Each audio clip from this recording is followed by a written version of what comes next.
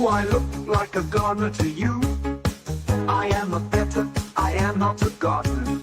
Hedging is for gardens. How does your garden grow? With plus money. With plus money. Hedging is for gardens.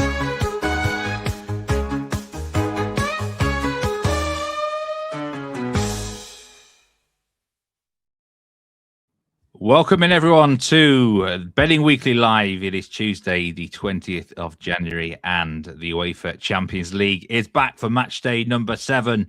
Nigel, how are things going with you? I'm good. I'm very well. Looking forward to this. Love the Champions League show. Love all the people, all the participation. Lots of people giving us their thoughts. Looking forward to this one. I'm watching the game now live. We've already started the action already in a very, very cold Kazakhstan here with this match here. So, yeah, I'm looking forward to all the action today. Looking forward to what you say, Steve, because I found some of these matches quite tricky today.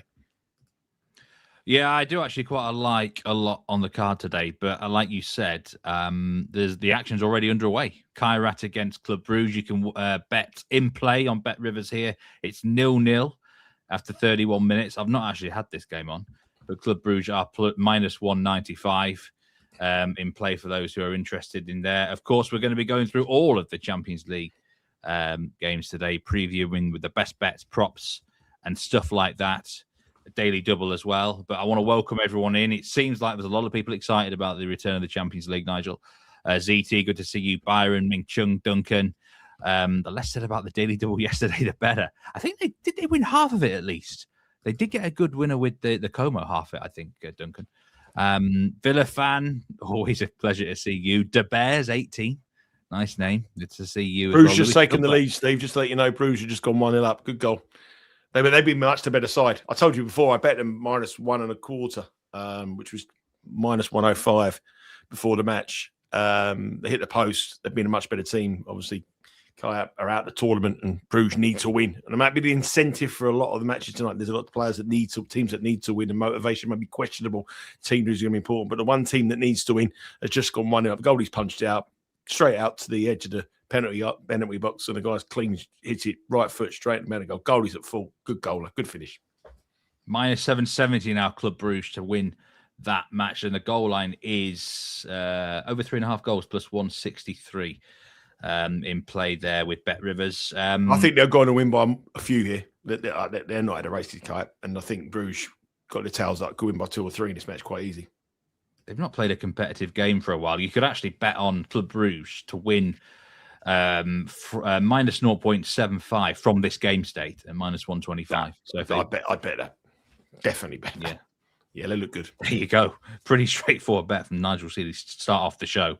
But before we get into Champions League action, notable winners and losers from yesterday. The big game, of course, stateside was in the college national championship in Indiana. Incredible story, this one, Nigel. This time a year ago, they were 250 to 1 to win the national championship, and they've gone and prevailed. And there were some significant wagers on the futures winners. $50 was placed on them at 250 to 1, $100 at 150, $120 at 120 to 1, and $625 at 80 to 1. And that has netted that particular bet at $50,000. Wow. Yesterday, biggest bet on the sports book. Indiana first half minus 4.5, $50,000 play, and that was a winner. So, the producer Troy sent me the breakdown, the data, and he said this is probably the closest that in American sports recent history that they've got to a Leicester City story. So, wow. Remarkable, really. Did I ever tell you the story about Leicester City? A friend of mine. This is a true story. It's a friend of mine who had a Leicester City fan, and every year he puts £10 on Leicester to win the title. And he bet them that year at 2,500 to 1 at the start of the season for £10. So he stood to win 25 grand. The first match of the season they drew with West Ham, and he hadn't been paid, and he was like he needed some money because he'd come back from holiday or something in August, and he cashed out the ticket for £8. True story. Cashed out he had a £10 ticket on Leicester to win the Premier League. Drew the first game, cashed out for £8. Could have won 25. Did he get back on them? No, you could have got back on. Oh no, that is sick. Yeah. They drew the first. I'm sure they drew the first game that year at West Ham. Too, didn't they? I think they. Yeah, and he cashed out for £8. Incredible. Man, that makes me feel sick. But anyway. Imagine what he felt like. You feel sick. God, my. I honestly think if I told my wife that, it would be grounds for divorce. I honestly think she'd be thinking, "What have you done?" That would be that bad. But anyway, what a gutter that was. That is an absolute gutter. Notable Tuesday live streams. There's 9 English Championship games on. A League One game, Palmeiras against Novostatrinho in Brazil, Paulista A1. And also the Saudi Arabia Darts Masters can be watched live on the BetRivers app or on the BetRivers. I've had some bets on that if you want to bet. I've bet Stephen Bunting to beat Michael van Gerwen. And I've bet Gerwyn Price to beat Luke Humphries if you want to get involved in it. I mean, good form on the darts. I thought you might have had a bet in that. It's incredible. The crowd's been rather interesting out there. They're playing in music. They're playing in crowd noise. So the guys are hitting not even hitting the double or not in, and you hear them clapping and wall pushing and stuff because obviously in Saudi you're not allowed to drink alcohol, so the atmosphere is absolutely terrible. So they're playing this music and it's awful. But yeah, have a little interest in there. First match on. Stephen Bunting to beat Michael van Gerwen and Gerwyn Price to beat Luke Humphries. That's my bets. Okay, betting is suspended in the Chirac game against the Club Brugge at the minute, but we're going to move on to the later kickoffs. Well, I say later. This is the one sort of earlier game that we can cover, and it is in northern Norway inside the Arctic Circle. But a Glimt against Manchester City. Manchester City are the favourites here. They're actually minus 305 now. The tie is at 5-1, and Bodo Glimt are 6-1. Over 3.5 goals is now minus 136. The goal line here is hovering between 3.75 and 4 on the Asian territory. Both teams score, yes, minus 220. It's going to be pretty cold up there, not ridiculously cold. It's going to be minus 2 degrees Celsius. Bodo Glimt, of course, haven't played a competitive game for about a month and a half. Manchester City, Pep's been moaning about how tired they've been of late. What are you expecting to see from Manchester City today, Nigel? Because they haven't been necessarily at their best of late. Well, I think it's very hard to sort of gauge all those teams in the top positions. They've got some big games. A lot of them have got domestic titles to go for as well. You know, do they go all out to win the match? Do they play for the draw? Do they, what is the team strategy? That's the most important thing. And it's going to come on a little bit later on especially the Arsenal match. I think that's going to be an intriguing one, how we fit see this. And Man City needs something because they were absolutely terrible at the weekend against Manchester United. I mean, take nothing away from Manchester United. They're brilliant. 2-0 now, Bruges, by the way. Man United were brilliant, but Man City were awful. And in the last few weeks, the draws they've been having, 2 cup wins at Newcastle. Newcastle were out on their feet in that match. And the 10-1 win, obviously, against Exeter is against, a team a lot lower than them in the Football League, certainly the FA Cup. But their big match form in the Premier League hasn't been great. No wins in 4. There seems to be some problems. Rumours circulating that Pep Guardiola might leave at the end of the season. And, some broadcasters in overseas have said that he might even leave this week. So that doesn't do you too well. But on the pitch here, what do we expect? I thought if it got colder, we have seen minus 14s and minus 10s. I thought that might be a leveler for this match, obviously. But I know it's a 3.5 goal game, and I know you've been very keen throughout this season and throughout last season as well in Bodo matches in the Europa League to play on their total goal market. And I think you've got to be a very brave man to still bet the unders at 3.5, or lady to bet the under 3.5 goals.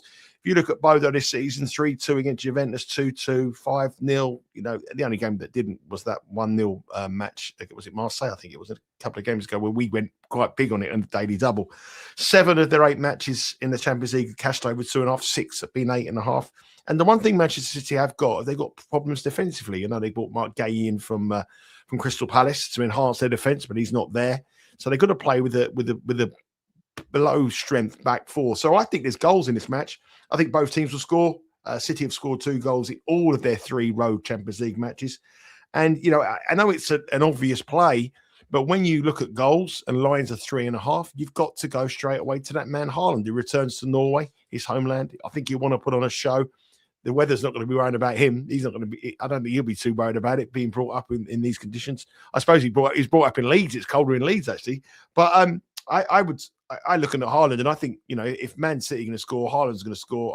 Haaland to score 2 or more is plus 210, And we know statistically that's the wrong price. I think this is goals in this game. I'll look for both teams to score. Man City, I expect to win. I'm looking at like 4-1, 3-1, that kind of scoreline, and Haaland to score. I mean, but it's all score 2 goals. You might bet Man City to win and Haaland to score, but I think he'll have a point to prove going back to Norway, and I think City will have a point to prove. And I think this is a perfect opposition for them, and they'll open it up. I think it'll be a great watch, lots of goals. I know it's 3.5, but like I say, I think you have to be very brave to go under. You certainly would, because everyone knows how Bodo Glimt are going to play. They're not going to change their style. They obviously haven't been involved in competitive action for quite some time, Nigel. But the manager, Kjetil Knutsen, has been extended to 2029 now. He said this match is not about the money or the league table. It's about competitive sporting pride. Make what you want of that. The top striker for Bodo Glimt, Kasper Wartz-Ho, has today been linked with a move to Norwich City for over $10 million. So he might. But in due respect, that shows you the gap, doesn't it? I mean, you're looking at their best striker is going to a team that are in the relegation zone in the Championship, and that shows you the gulf that they've got today. I think the only way they're going to be cold, obviously, not only in only the fact that it's cold weather, but the fact they haven't played for a long time, and playing Manchester City is a daunting task. But you can get at this Man City side, you can get at this defence. So there is goals. I wouldn't be rushing to bet Bodo Glimt to cover the Asian handicap, but I do think they'll score. But the trouble is that Man City do have the ability to score more. I understand they haven't got the service. As report, they're saying they haven't got the service that they have. They've still got Foden.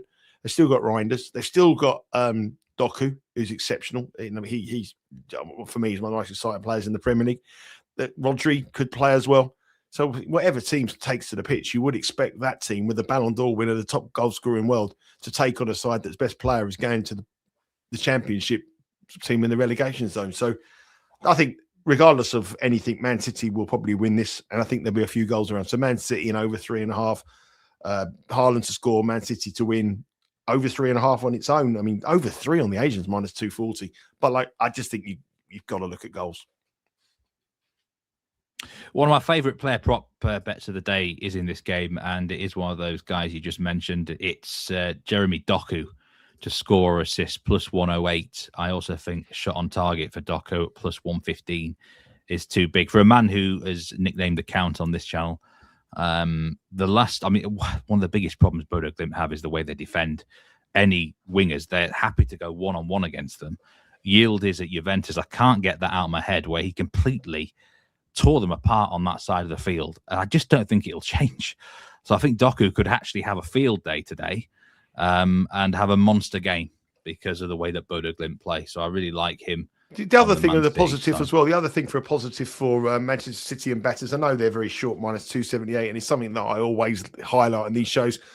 I always like to look ahead to who they play at the weekend, and at the weekend they're at home to Wolves. I know Wolves are playing well at the moment, but they're going to be very heavy favourites, like -350.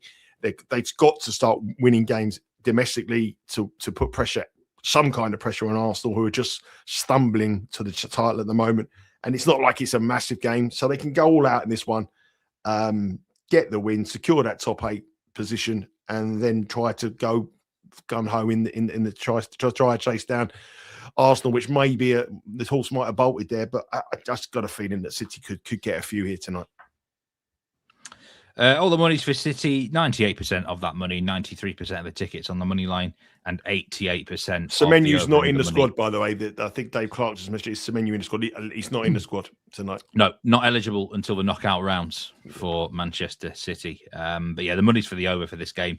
I would expect something like 3-1, 4-1 Man City sort of territory here. Glimt probably will score. As a reminder, we're going for the same scoreline, 4-1. It's not very. It's very rare that we go for 3-1. That's what we both said, 3-1, 4-1. Yes. 3-1 and 4-1. In complete agreement. Yeah.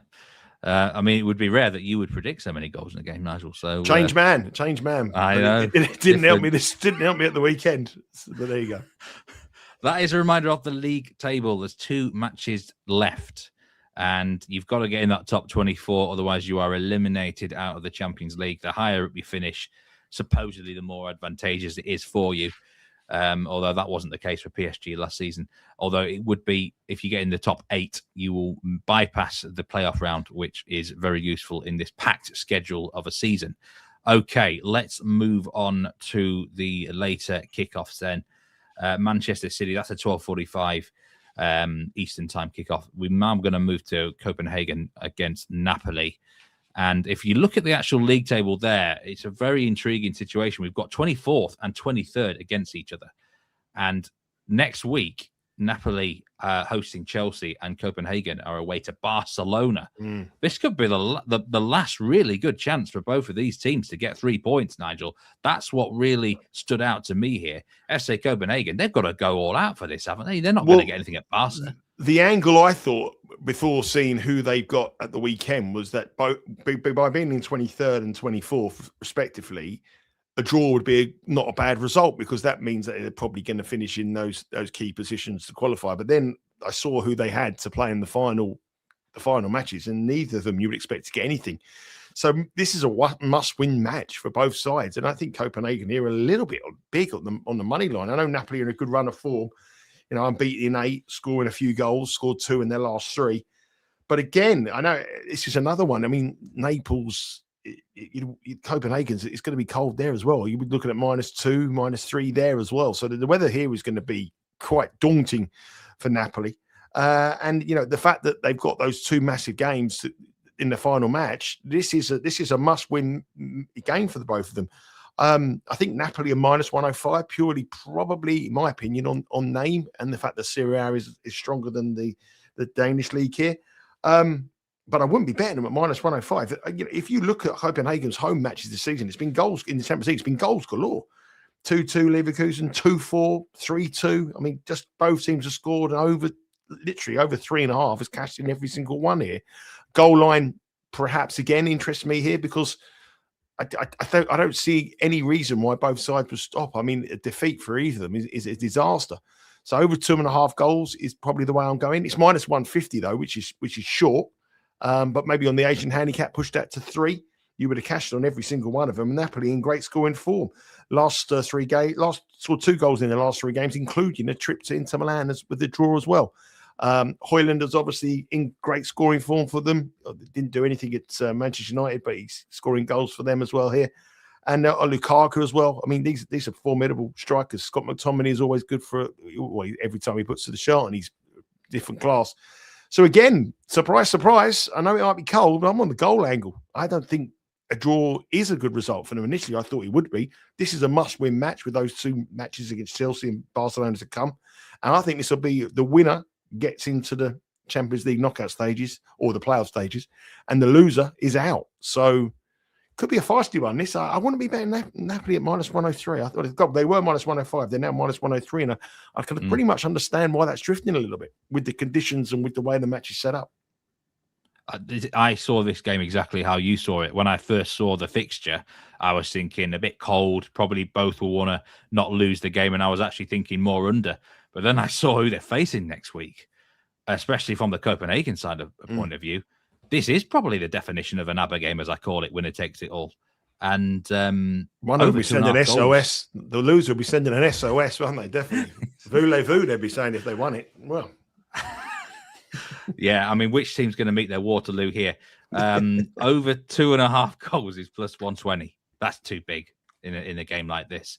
Both teams score, yes, -107. Lukaku, I think, is back in the squad tonight. He's certainly in contention. So that I don't think he'll start, but he might be on the bench.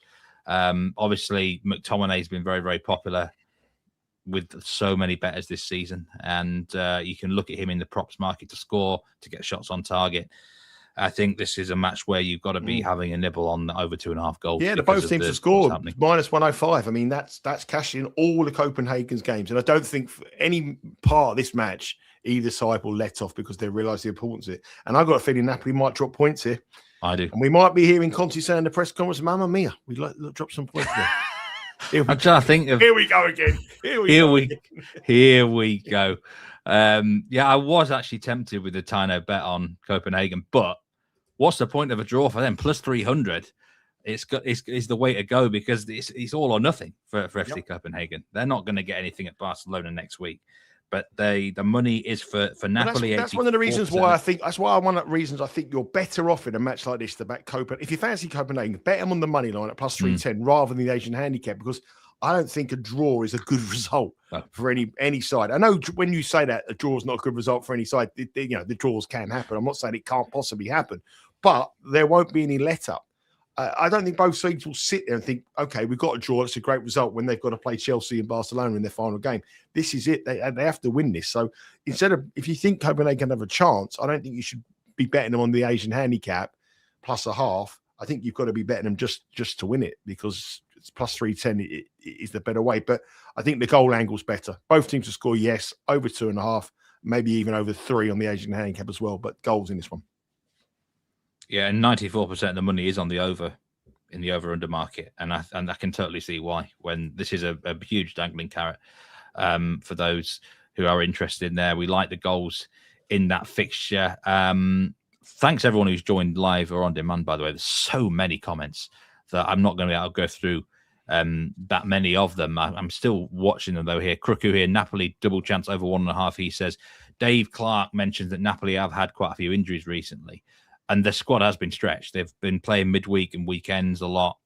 That's why I agree with Nigel. I'm not sure I could rely on them to win the game. That's the problem. But FCK, of course, haven't played a competitive match for, I think, 6 weeks, but they have been involved in some friendlies. So let's see what sort of state they are in. Let's get into the first half of the daily double. We're actually going to Villarreal against Ajax here. Villarreal are minus 295. They've been backed, actually, well backed. Ajax plus 700 and the tie plus 440. Over 3.5 goals now is minus money. And we've been continually fading Ajax on this show all season, Nigel. It's been a horror show for Ajax. They looked to improve a little bit before Christmas, but they recently got beat 6-0 in the Dutch Cup by AZ Alkmaar. And the nightmares continue for Ajax. And I'd be honest, I'm expecting a long night for them here in Spain today. Well, the nightmares continue for both of them in the Champions League as well, because Villarreal are out of the Champions League. Ajax need to win both matches to have any chance of staying in it, but realistically, they're pretty much out as well. So this is, I would say, almost certainly a dead rubber. So there's going to be, when you play teams at the dead rubbers, it can be one of two things. They'll either go goal crazy or they'll just play out to a non-event. I think with the prize money here, I think this one could be goal crazy. My only worry about this, slight worry, is that Villarreal are still riding high domestically in La Liga, and they have a home match against Real Madrid at the weekend, which is a little bit of a distraction for me. I don't think I'd be rushing to bet Villarreal at minus 285, just because of that Real Madrid game. But I do think this will go one way of goals rather than under goals. I mean, Villarreal games in the Champions League this season have been pretty high scoring at home. 2-2 against Juventus, 3-2 against Copenhagen. Copenhagen went there and won 3-2, obviously. And Manchester City won 2-0 as well. So there's been goals in them. And when we look at Ajax matches, they've just been goal crazy, absolutely crazy. 4-0s, 5-1s, 2-4s, a 6-0 cup defeat, as you said recently. And I just think you've got to look at goals here.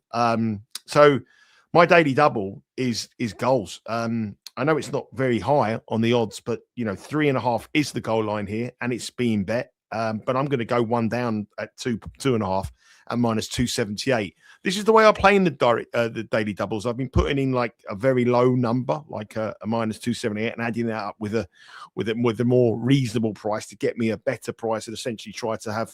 I'm running on the single, so I'm getting a bigger price in the singles. So I think this is goals crazy. I would actually bet 3.5. Both teams to score, yes. But all the numbers you've got to play on this match, BetRivers aren't silly. They look at the stats, they look at the XG of both these sides, they look at the way they attack, look at Ajax's season in the Dutch League.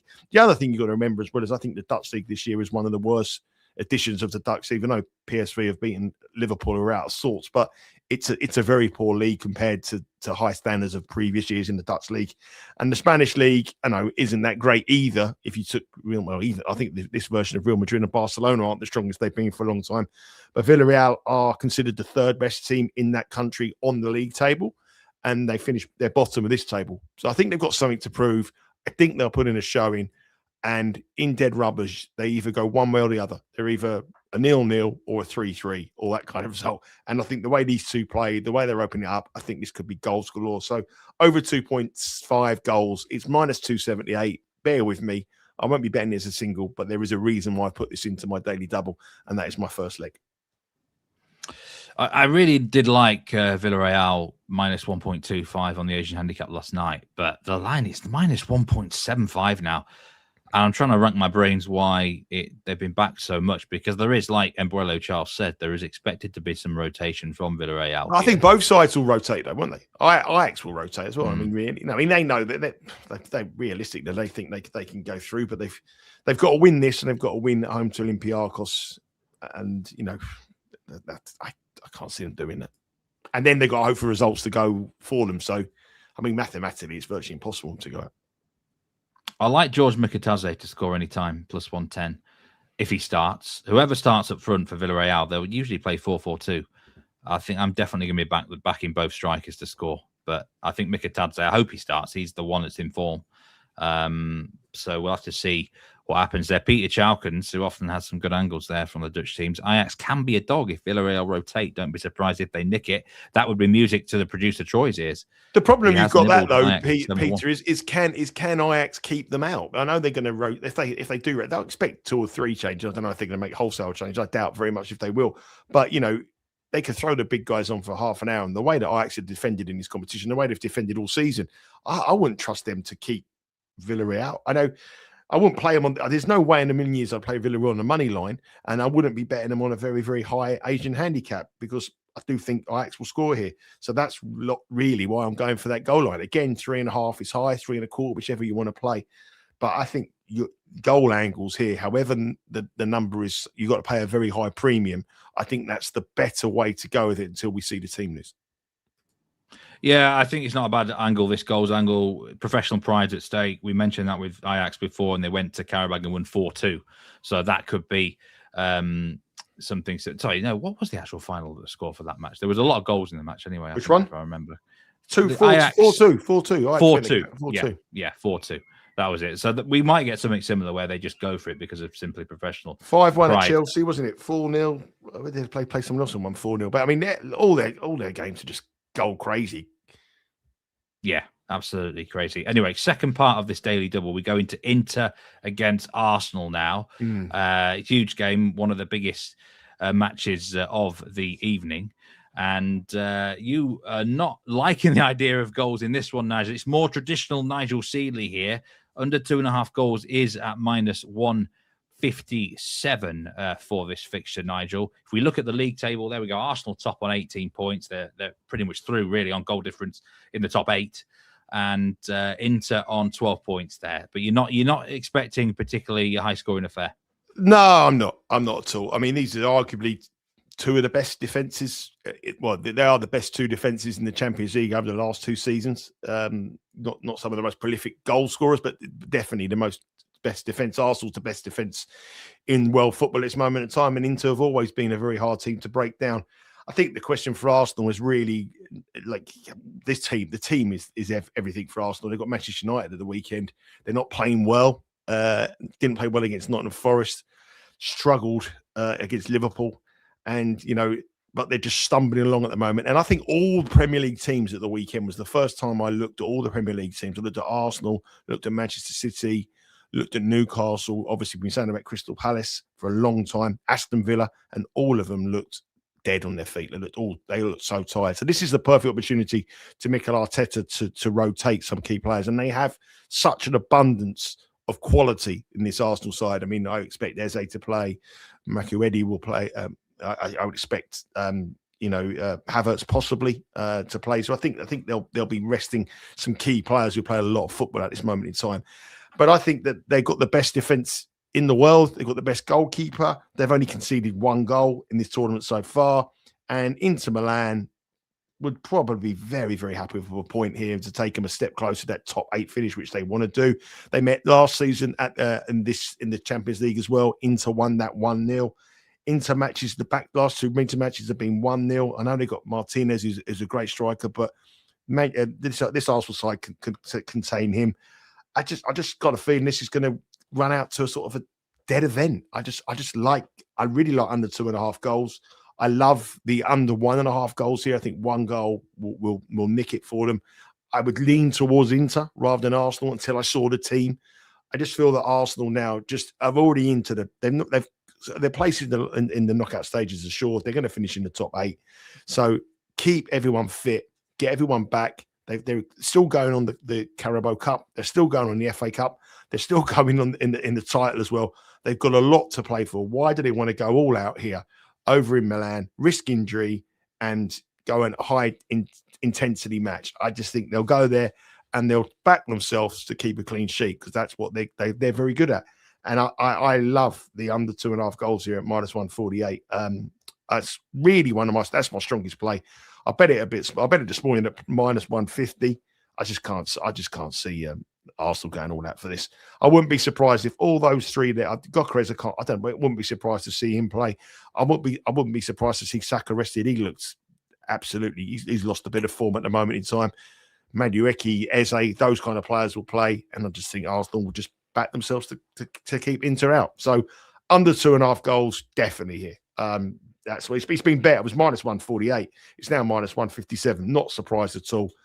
And 1-0 either way. I would even go lower, 1.5. And the old 0-0 detector could be out in force for this one. I think it'll be a ball fest, and I can't see anything other than a low scoring match. I like this under as well, Nigel, and I also like Inter Tino bet because if we look at that table, I mean, Arsenal have got Kairat, the final game at home.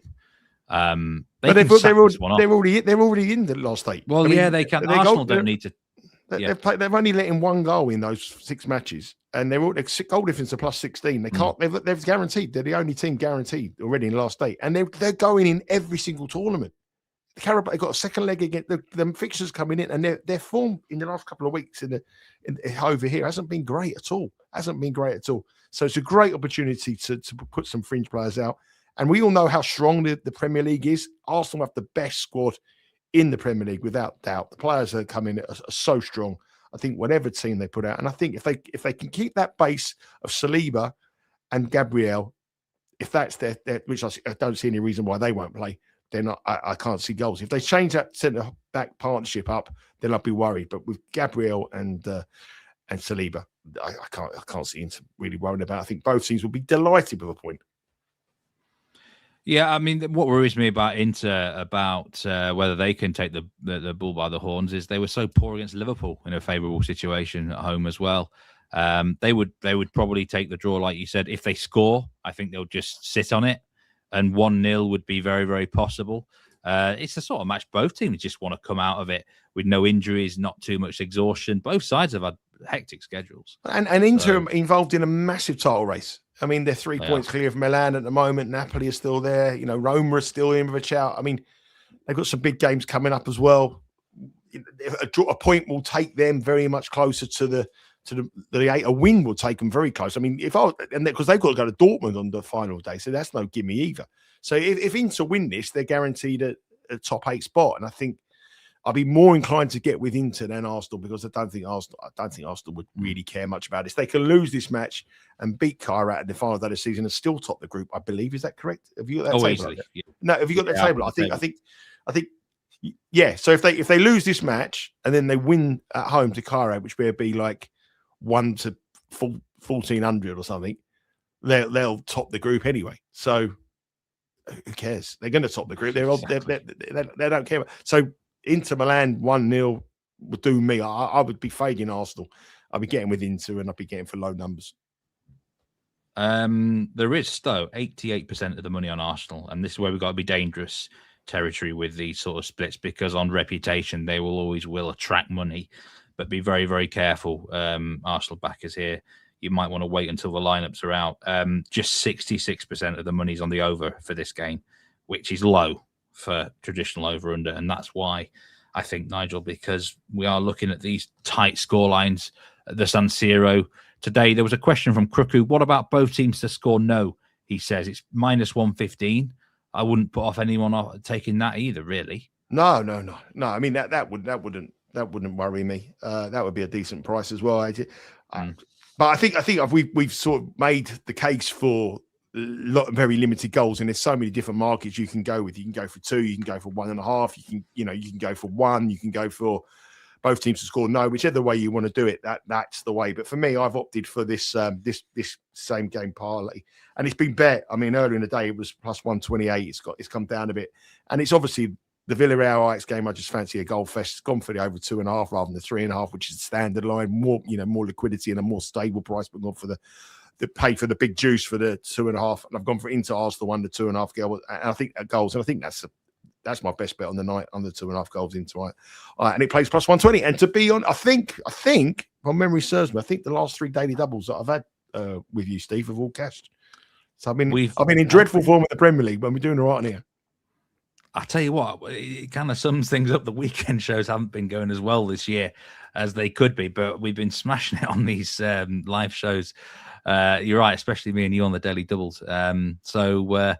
Yeah, that is the official daily double, and we're going to move now on to some later games. But thanks so much for all the comments that are coming in. That's so many great. Just one thing there, Steve. Something that caught my eye. Did Peter put some team news there via Ajax, and he's sort of saying that he might have a nibble on. Where was his? There's so many comments I can hardly. There, that might be the well, that's good for our over 2.5 and over 3. If they play that, them up front, then they're going for it, and that could be that could be anything. Welcome in anyone who's watching live or on demand, and anyone new really would appreciate. Just hit that subscribe button. It costs nothing, doesn't it, Nigel? And we've had a great start to the year 2026. The channel as a whole, growing the numbers, and any likes are greatly appreciated as well. So, just one other thing as well, Steve. I mean, we have been doing some exclusive content on our Instagram account, which is at Because We Win. I know we push it quite a lot. And a lot of people here will probably have an Instagram account, but it's something we want to grow. So if you have got an Instagram account, give us a little follow on at Because We Win. And we at half time tonight, we'll be going live, looking at some in-play stuff for the kickoffs. The later kickoffs at halftime, looking at some in-play on Instagram Live. I'll be joining Paul the Hitman Hughes, and you'll be on it tomorrow as well. So there's some extra content as there if you're on Instagram. I mean, obviously, some people don't have an Instagram. I'd never had an Instagram account until about a year ago till we started doing this. But if you do have it, please give us a follow on that as well. I'm trying to build our sort of followers on that medium as well. So give us a follow now. We're going live.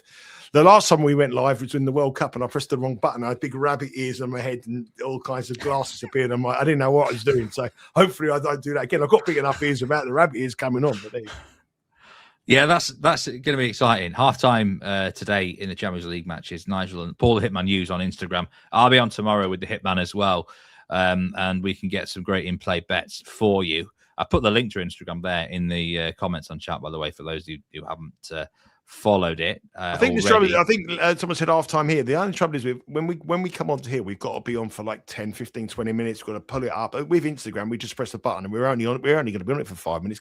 Go through the card, look at the best bets, and see how we're doing on this show. So sometimes when we do like after reaction, when there's like a big sacking or there's a big, say one of the big teams get knocked out, we'll come on here because it's a talking point. Half time, we only want to be on 5 minutes. So by the time we've got the link, it's not really worth it unless it's a longer show. So Instagram for the short picks, 5 minutes on.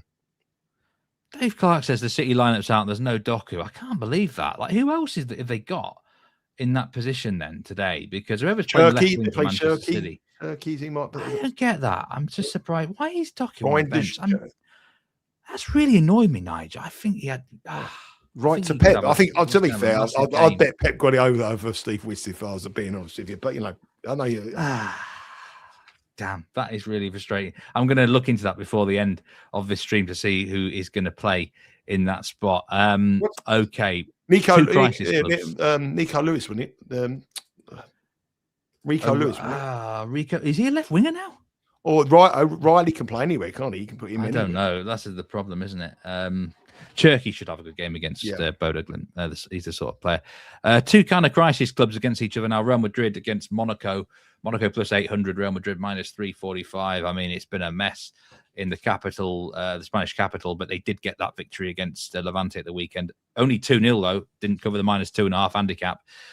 Monaco have been even worse. They've lost 7 of their last 8 games. All sorts of injuries and suspensions across the board.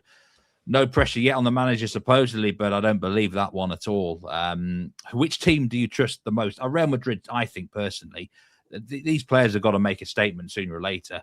It might come today against really soft opposition, in my opinion, Nigel. Well, they haven't covered the Asian handicap in any of their home matches this season, Real Madrid. 2-1 win, 1-0 win, and a 2-1 loss against Manchester City. So if you're betting Real Madrid on high Asian handicaps, you would have been on the first way to the ballhouse. Now, I could not bet Real Madrid, the state at their at minus 360. Marseille, we know that they can. I think De Zerbi will look at this as a massive match for him to try to get something from his side. And we know they're always good for a goal.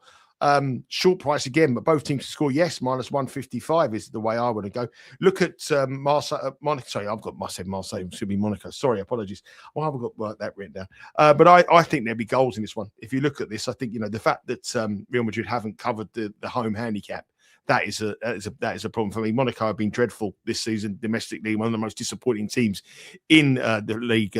And I just think that, but minus 360, I wouldn't bet them and I wouldn't cover the handicap. I think both teams will score yes at minus 155 would be the way I'll go.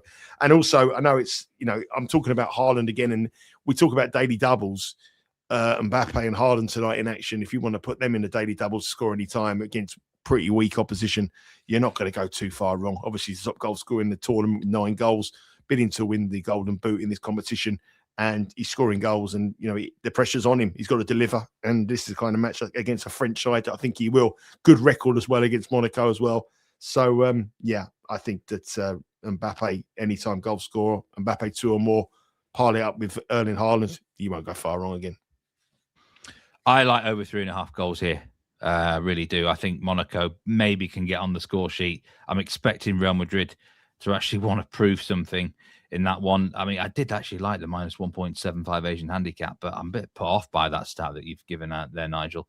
They are the sort of team who could mess that up with a backdoor cover and win by 1 goal. Because they concede now. I mean, they've conceded, it's conceded 3 and 3, and they concede goals, and that's their problem, the defensive problem. So when you're betting high handicaps at 2 and you concede, it's hard. It's hard to do it. You want to be betting teams like minus 1.5, minus 1.75, who are like the Arsenals of this world, who don't concede, who could win 2-0 and give you the cover. When you concede, you've got to score 3 or 4. I think Real Madrid of old could do that. I'm not quite sure of this version of them, Ken. Kylian Mbappe is plus 200 to score 2 or more goals in this game. I quite like that as well.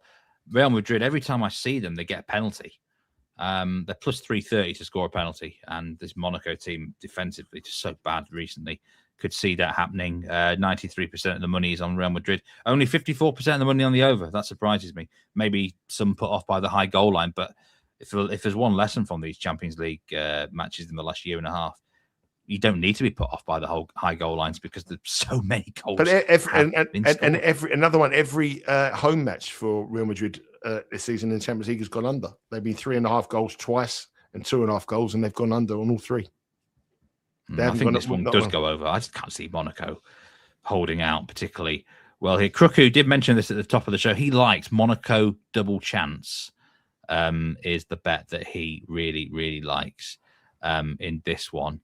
Okay, let's crack on again then to the next match. This is Sporting Lisbon against the PSG. There's a house special from BetRivers in this game, and it's revolving around Dembele.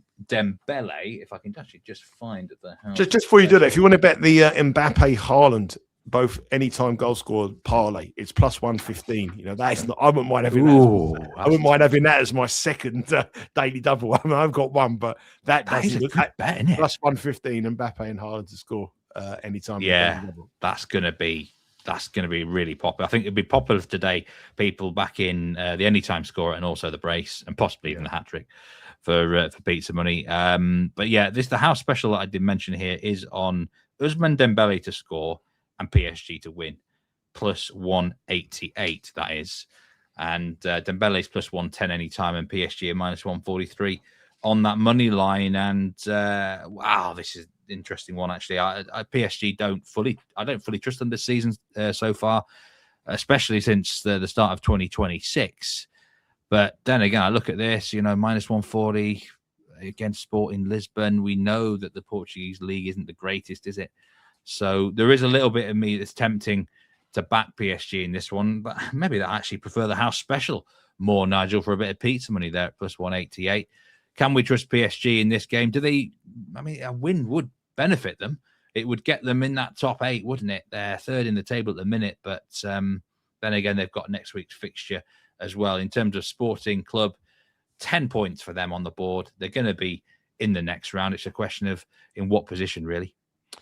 I mean, you followed this league a lot closer than me, but just for me, I don't think I could. Since the turn of the year, I think PSG are a side that aren't showing anywhere near the form that they showed last season in this competition. We know that they've got the capability to do it and turn it on. But in recent weeks, they have been very, very poor. Sporting Lisbon, I know you're saying that it's the Portuguese league, but at home, they're exceptional. They're unbeaten in this competition at home.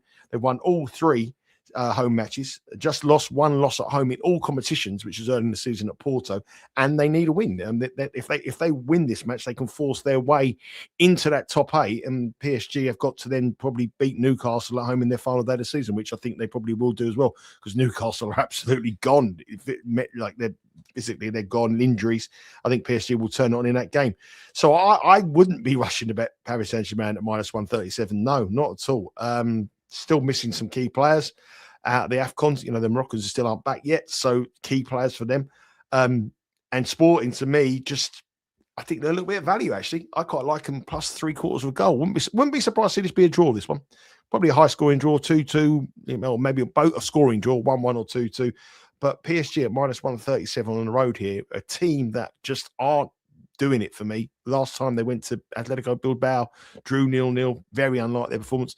Conceded 3 at home to Tottenham in a crazy match. And their moments defensive, they were appalling in that match.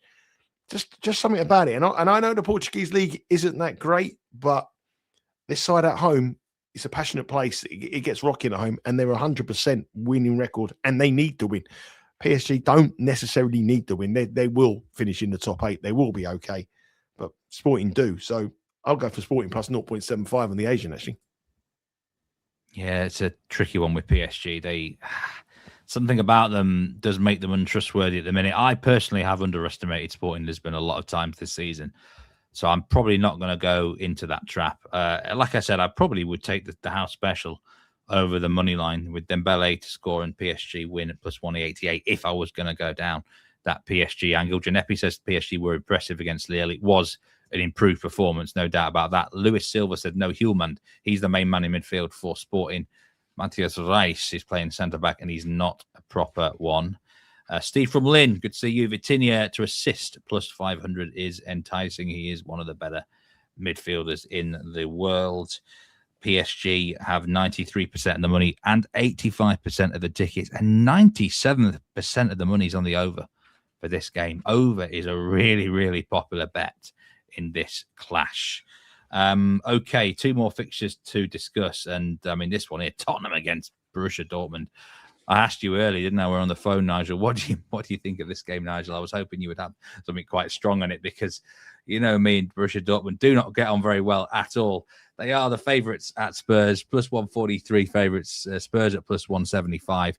I mean, based on the team news, based on the Spurs crisis, Dortmund, they almost have to be a bet, don't they, Nigel, here? Because it's an absolute mess what's been going on at White Hart Lane, and or whatever it's called now. And, I couldn't back Spurs with monopoly money. Well, I think it's quite interesting with you. I've got every comment in the comments box there when we started is Dortmund bankers of the day, Dortmund this, Dortmund incredible.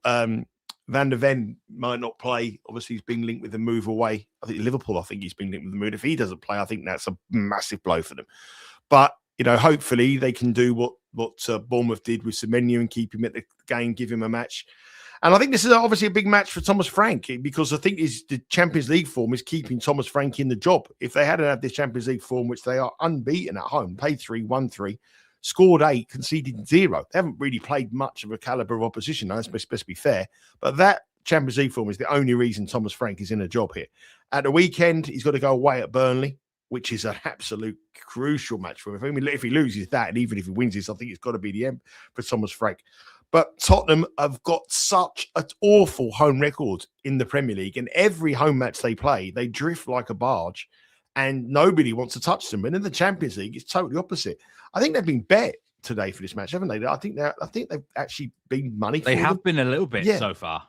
Now, on all given form, it's just ridiculous. I mean, But in the last hour or so, they have drifted because I saw. No, they have been better. They were plus 180. They're now down to plus 175. Dortmund are plus 140 and the tie plus 320 now. But I said to you on the phone, I said, I have not got a clue where this will go. I mean, the Tottenham team, their biggest problem is strikers. They can't score goals. They're massively missing Dominic Solanke. He come on and played, I think he's played 2 appearances as a substitute.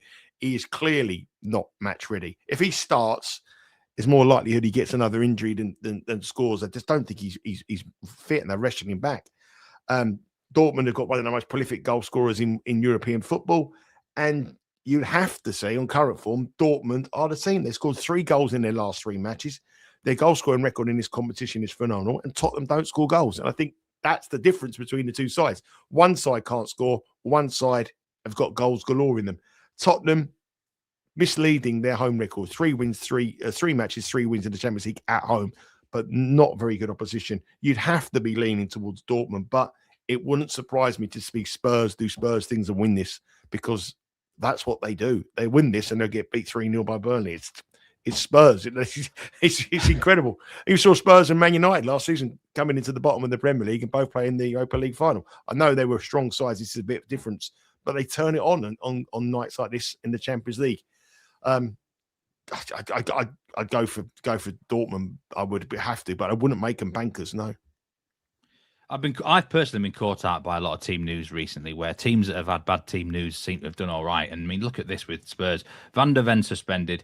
We've got Mattis Tell. He's also linked with a move, isn't he? He's linked with a move to Liverpool. I mean, if he goes, that he's been their only star player this season. If he goes, they're in trouble.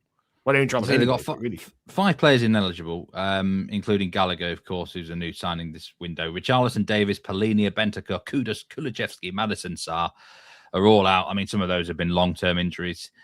Thomas Frank, I must say, looks remarkably cool at the minute. You wouldn't know there's any pressure on him with some of his press conferences and his demeanor, but maybe that's just his normal character.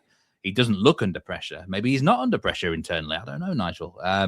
I like the some of these bets from chat, though. I think the best bet for the game is probably Dortmund team total over 1.5. But it's now minus 106 with BetRivers. That's the angle. Just in case Dortmund do something stupid and lose 3-2 or 4-3, you would still be cashing if they just score a couple of goals against this pretty weak-looking Spurs team. I'm gonna bet on that, and something will probably go wrong because me and Dortmund just never really go hand in hand too well. But the last time we did discuss them on the live show, they did me a good turn. So I mean, I'm surprised here that 73% of the money and 70% of the tickets are on Spurs, Nigel. Really am. I don't get that at all. I thought it'd be the other way around. So I suppose people just look at their Champions League form and thinking they got to win. They got to. Dominic Solanke's coming back. There's some players coming back, but Van der Ven out is just massive for them. And you know, and I don't think if Solanke starts, I don't think he's fit. And you know, Dortmund just score goals, and if they score 2 goals, are you going to honestly think that Tottenham could score 3 against them? I'm not so sure. I know they did against Paris Saint-Germain, but that was a freak result. But they're playing their best football in the Champions League, and that is what's keeping Thomas Frank in a job. Final match of the card here, Olympiakos against Bayer Leverkusen. Olympiakos are the favourites now at around about plus 125 with BetRivers. Leverkusen have drifted out to plus 200 today. I really like the home team here. I've seen both of Bayer Leverkusen's matches since they've come back from the winter break. I've not been impressed at all. Either end of the field, not good. Poor team news for them as well. They've got injuries across the board. The goalkeeper's the latest casualty. And of course, you know, Nathan Teller as well went down at the weekend. They've got Tapsoba, I think, probably will be in line to play, but he's from African nations duty. Isn't reportedly right. And I think Olympiakos need the win. If we look at the league table, 5 points for them. They really need the 3 points against this Leverkusen outfit who, I mean, the results in the Champions League have been impressive. They've won at Man City. They've had some excellent results, but I've not liked what I've seen on the field at the start of 2026. So for me, Olympiakos are a bet here. Minus 0.25 on the Asian handicap or even money line, actually, Nigel. Someone I was asking about the corners as well.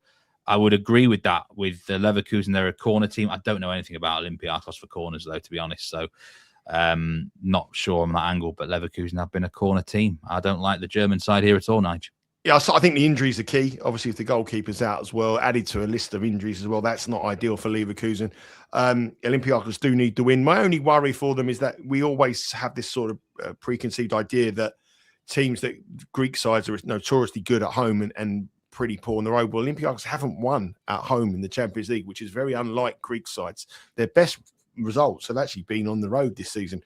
Very unlike, but I mean, I was out there for when they played PSV Olympiakos, and it's a very hostile atmosphere, and it is away from the city, right by the port, and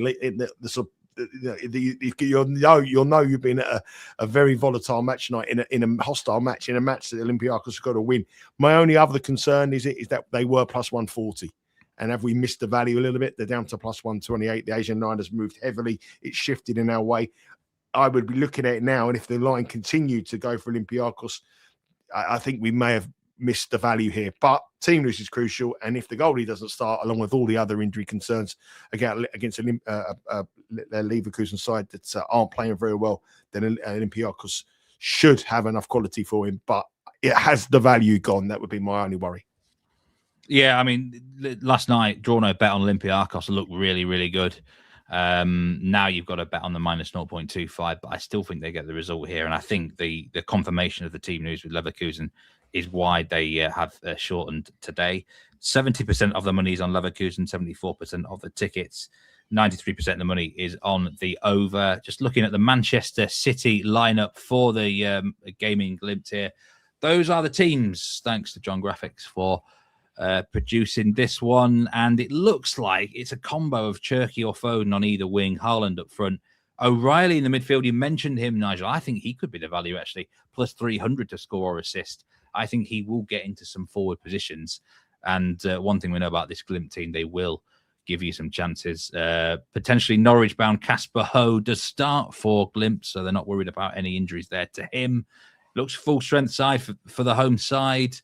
And Manchester City, there, Elaine and Kusanov at centre-back. Glimt must be thinking they can get at least a goal. Yeah, I think that's the angle. Goal line's 3.5 over 3.5 is minus 132 though. That's 3.5 goals. That brings in them high. I mean, it's very rare that me and Steve agree on a big price correct score, but we both went for 3-1 and 4-1 on this match. 3-1 is plus 750. 4-1 is 10-1. Hopefully we can get off to a winning start with one of those 3-1 or 4-1. But for me, I like a lot of goals around tonight in those matches we spoke to at the beginning.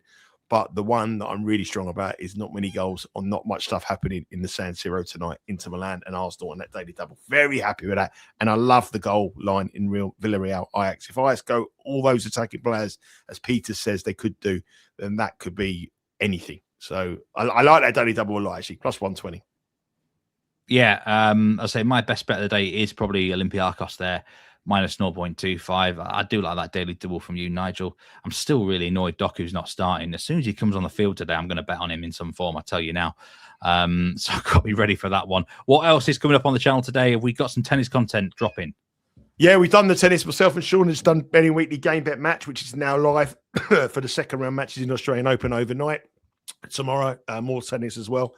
And then on Thursday, WTA tennis, Saturday, more tennis, Sunday, more tennis. So there's lots of tennis action with the Australian Open, obviously Premier League show and extra time back on Thursday as well. And back tomorrow with Will White. Looking forward to it. It's a good week. I mean, he's got the better draw tomorrow. I think tomorrow I've got some really good matches. I think sometimes we get a good day and a bad day on a Tuesday or Wednesday, but I think he's definitely got the better of it tomorrow. Some good matches.